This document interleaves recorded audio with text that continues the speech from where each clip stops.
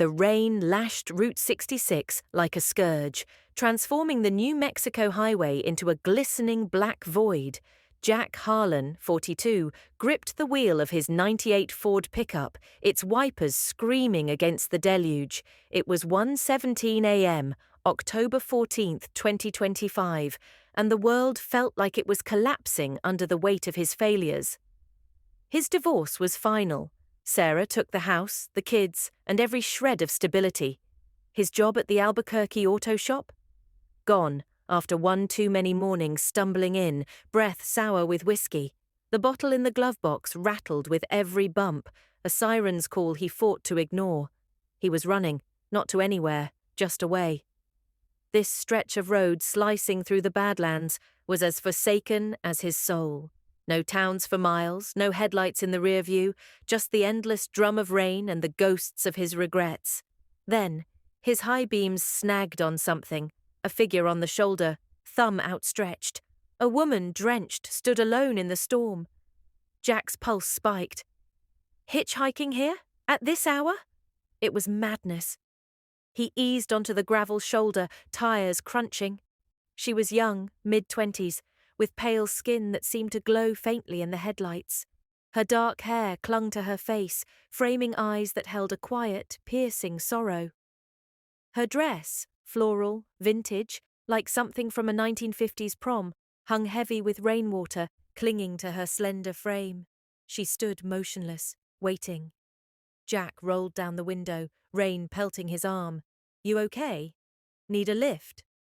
She nodded, silent, and slipped into the passenger seat.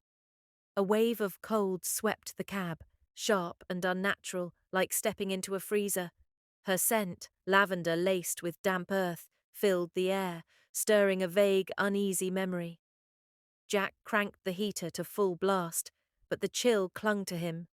"Where you headed?" "Home," she whispered, her voice thin, like wind whistling through a cracked pane. "The old mill town up ahead." Jack's brow furrowed. "That place? It's a ghost town, abandoned since the 70s, nothing but ruins." Her gaze stayed locked on the road, unblinking. "Take me there." A prickle of dread crawled up his spine. Something was wrong. Her stillness, the way her presence dimmed the dashboard lights, the icy weight in the air. He tried to shake it off, chalking it up to exhaustion and the storm's eerie mood. "What's your name?" "Lila," she said softly. "Lila Voss." The name hit like a half-remembered dream, tugging at the edges of his mind. He'd heard it before, hadn't he? Maybe in a bar story, a news clipping, a nightmare. He pushed the thought aside. Lightning cracked the sky, illuminating her face, delicate features, high cheekbones. But her eyes, God, her eyes, carried a grief so ancient it seemed to predate the stars. They weren't just sad, they were haunted, heavy with centuries of unspoken pain. They drove in silence, the radio spitting static like a dying pulse. Jack tried small talk to ease the tension knotting his chest. "So, Lila, you from around here originally?" "Once," she murmured, her voice barely audible over the rain. "Long ago." Her cryptic words hung heavy. The rain eased to a drizzle, but the chill deepened, seeping into his bones. He glanced at her and froze. The passenger seat was empty. Door locked, windows up, no trace of her. Just a damp spot on the upholstery and that lingering lavender scent, now cloying, inescapable. Panic clawed his chest. He slammed the brakes, the truck skidding on wet asphalt. He checked the back seat, under the seats, the roadside. Nothing. Heart hammering, he floored it to the next exit, where a flickering neon sign read, "Desert Rest Motel." Inside, the clerk, a grizzled man named Gus with a tobacco-stained beard and weary eyes, listened to Jack's frantic story with growing unease. "Lila Voss?" Gus's voice dropped to a whisper. He reached under the counter and slid a faded newspaper clipping across, its edges curling like dead leaves. "You didn't pick up a woman, son. You picked up a ghost." The headline, dated June 12, 1958, screamed, Local girl vanishes on highway. Lila Voss, 24, last seen hitchhiking after a dance at the Milltown Hall, presumed dead, body never found.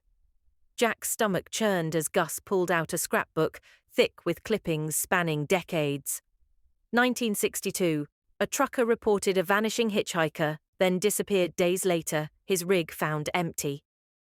1975, a family's car abandoned on Route 66, parents gone, kids babbling about a sad lady in a dress.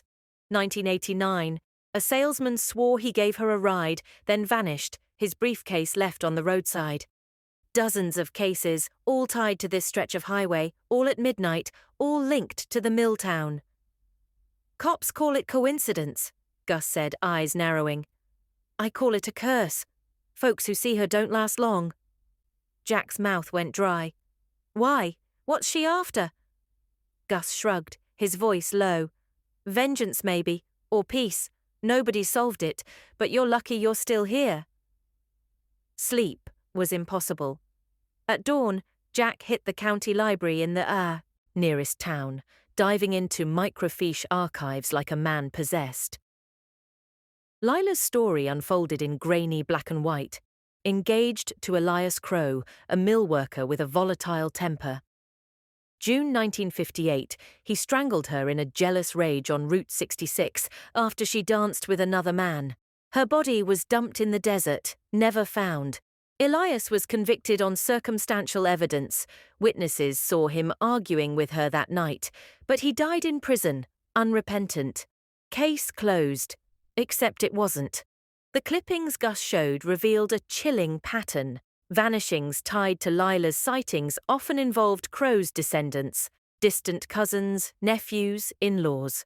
A mechanic in 2018, gone after a late-night drive. A teacher in 2022, last seen near the mill ruins. Jack cross-referenced names, his obsession growing. Were they covering up Elias's crime, or was Lila's wrath indiscriminate, a restless spirit lashing out at anyone who crossed her path? He found more. The Milltown, once thriving, shut down after a fire in 1973. Locals whispered of a cover-up, bodies buried in the ruins, victims of Elias's kin, protecting their family's shame. Jack's mind raced. Was Lila guiding him to expose the truth, or was he her next victim? That night, drawn by a force he couldn't name, Jack returned to the highway. The rain was back, heavier, the sky a roiling black sea. At the same spot, there she was.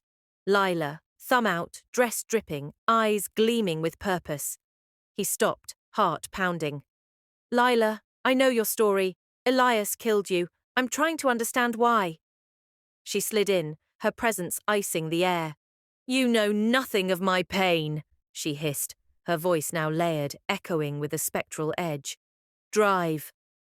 He obeyed, steering toward the mill ruins. The road seemed to twist unnaturally, the stars above swallowed by clouds. Tell me, he urged. What do you want? Her form flickered, translucent for a moment. Elias took my life here, strangled me under these stars, buried me in shame. His blood lives, hiding his sin. They must pay. The mill loomed ahead, a skeletal husk of rusted beams and crumbling stone silhouetted against lightning. Jack parked, following her through the ruins. Wind howled, carrying whispers of her pain. Sobs, screams, a lover's betrayal. She stopped at a crumbling foundation, overgrown with desert weeds. Dig, she commanded. He grabbed a rusted shovel from his truck, adrenaline surging. The soil was soft, unnaturally so, as if waiting to confess. Inches down, he hit something. Bones. Human wrapped in decayed floral fabric. Lila's skull stared up, jawless, eyeless, radiating fury. But there were more, skeletons tangled together, some recent, some ancient, a mass grave of secrets. Sirens wailed in the distance. Had he called the cops? No, but headlights pierced the rain. As officers swarmed, Lila's form flickered, her voice a fading echo. Free. The dig uncovered a grim truth. Not just Lila's remains, but dozens of others, victims spanning decades, hidden by Crow's descendants to protect their legacy. A local sheriff, a businessman, a librarian, all Crow's kin, all complicit in silencing the truth. Arrests followed, headlines screamed, highway horror unearthed. Jack was hailed a hero, but peace eluded him. He saw her eyes in every shadow, smelled lavender in every breeze. Nights later, driving alone, the scent returned, cloying, inescapable. A whisper in his ear, "Not all debts are paid." He glanced in the rear view, no one. Yet the chill lingered, her presence woven into his soul. Was he free, or had he joined the vanished, doomed to ride with Lila forever? Each night he drove, searching for answers, knowing she was there, waiting in the rain.